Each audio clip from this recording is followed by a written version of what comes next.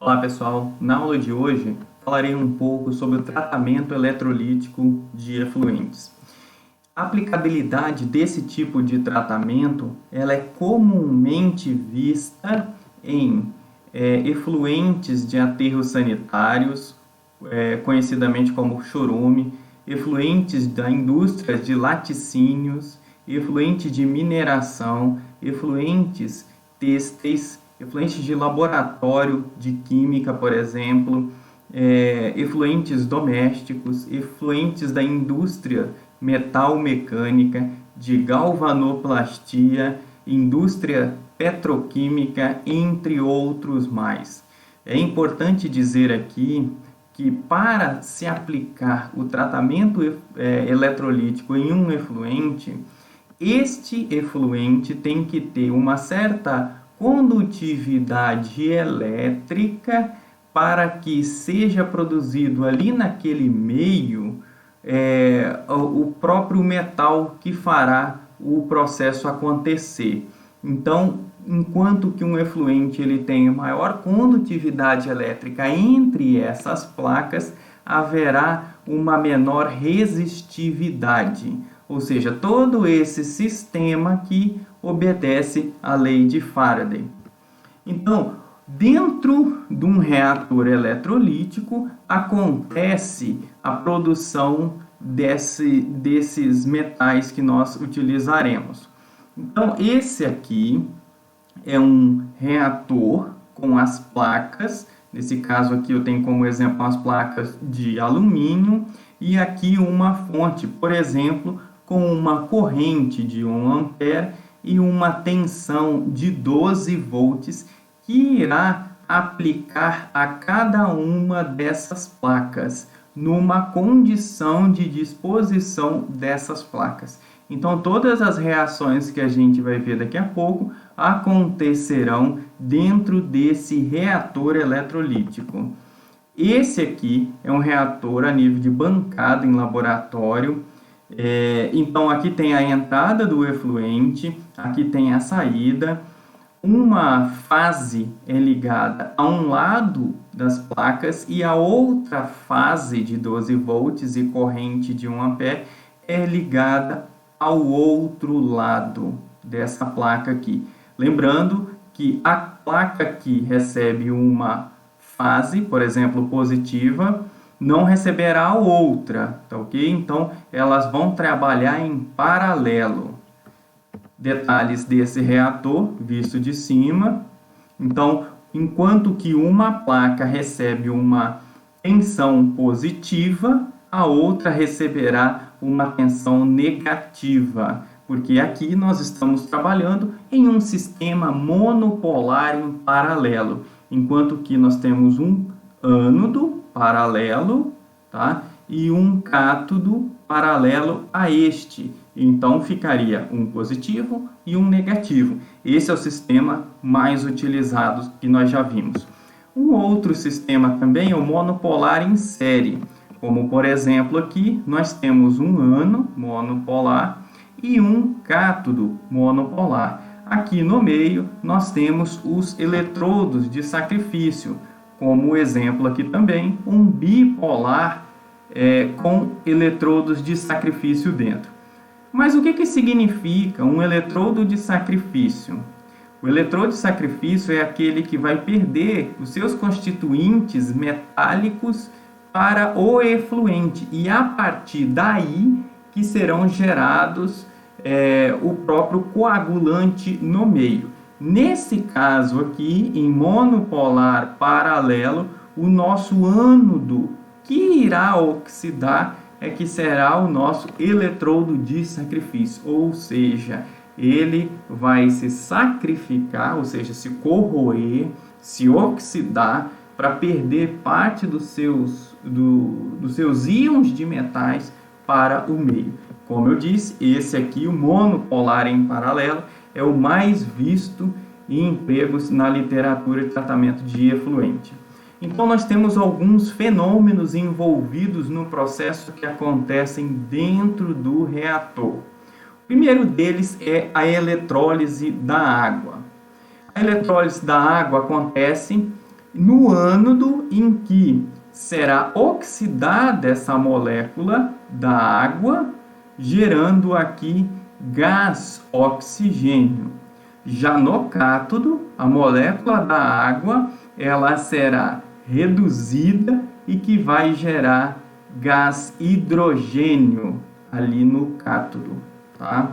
Lembrando que na eletrólise, os polos são diferentes do que na pilha. O nosso ânodo, aqui, ele é o polo positivo, enquanto que o cátodo é o polo negativo. Então, a segunda etapa é a eletrocoagulação. O ânodo, eu vou explicar depois detalhadamente, ele que sofrerá oxidação do metal que o constitui. Então, o metal que está ali na fase sólida, ele vai oxidado para a fase aquosa, mais N elétrons dele. Então, se ele é de alumínio, por exemplo, ele vai oxidar o alumínio, aqui nós teremos a L3+, mais 3 elétrons que ficarão ali passeando no meio. A próxima etapa é esse alumínio, por exemplo, né, que é o metal do nosso ânodo, ele vai para o meio e aí com as hidroxilas que foram geradas aqui no cátodo com a hidrólise da água, ela será aqui formadas as moléculas do composto do composto aqui que formarão o floco gelatinoso. Então, primeiro é a eletrocoagulação, que vai gerar esse metal aqui. O alumínio por si só no meio, ele não conseguiria fazer o floco, mas com a presença da hidroxila, ele vai gerar aqui o hidróxido de alumínio, que consequentemente fará o floco gelatinoso. Então, essas moléculas, elas vão crescendo, crescendo, crescendo cada vez mais e irão aderir partículas que estão suspensas no meio, por exemplo, partículas de argila, que são carregadas negativamente, com elas formando o floco gelatinoso. Esse floco, ele poderá se precipitar no meio, ou então ele poderá também flotar. Como aqui nós temos a presença de oxigênio que foi gerado no ânodo e gás hidrogênio que foi gerado no cátodo, há uma certa geração de gases ali no meio, em que fará com que o floco flote. Então, nós temos aí os mecanismos de coagulação, floculação, flotação e, por fim, se esse efluente tiver uma concentração de cloro nele ou adicionado ou naturalmente dele, poderá ser gerado hipoclorito de cloro, né? Hipoclorido aqui. Esse hipoclorito, ele poderá agir no efluente, oxidando a matéria orgânica e eliminando também a parte microbiológica dele. Então, dentro de um reator, todos esses fenômenos poderão estar acontecendo. Aqui eu explico melhor. Então, aqui nós temos o ânodo, lembra lá do reator que nós vimos ele de cima. Aqui nós temos o cátodo. O ânodo, ele sofre oxidação, ao passo que o cátodo, a redução também do metal.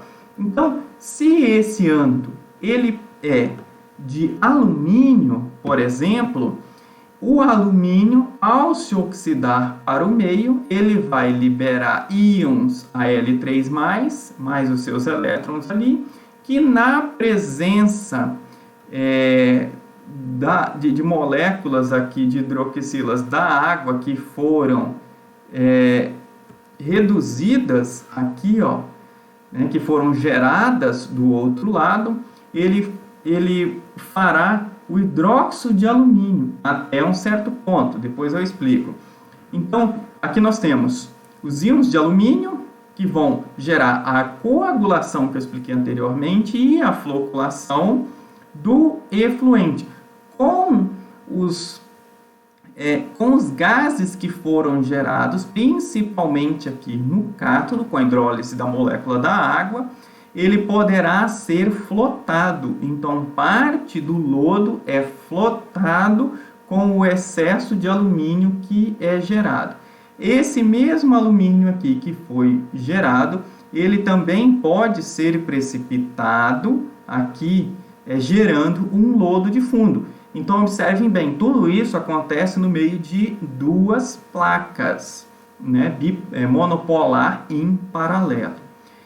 Tudo isso acontece obedecendo à lei de Faraday, ou seja, à medida que a gente aumenta a corrente aplicada, poderá aumentar linearmente a produção desses íons no meio, até um certo ponto.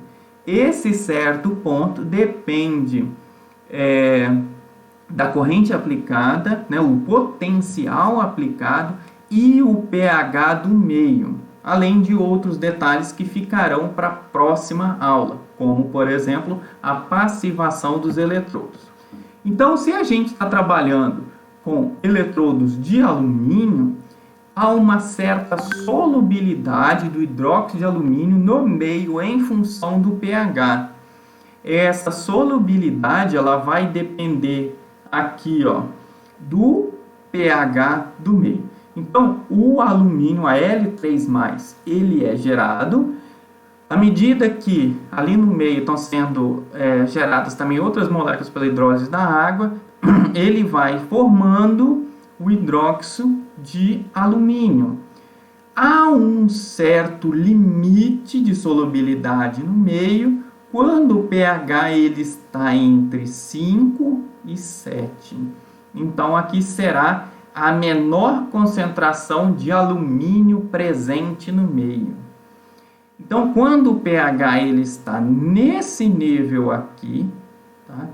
Parte do alumínio, dos hidróxidos gerados, poderão ser precipitados no meio.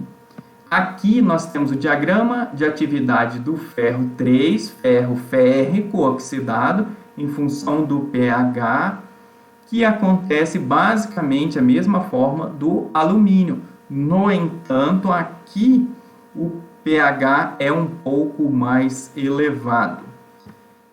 Um outro diagrama muito importante também para a gente conhecer esse equilíbrio potencial aplicado em função do pH, o alumínio e água, é o diagrama de Poulbat, ou Poulbat's, Poulbat, como alguns falam, tá?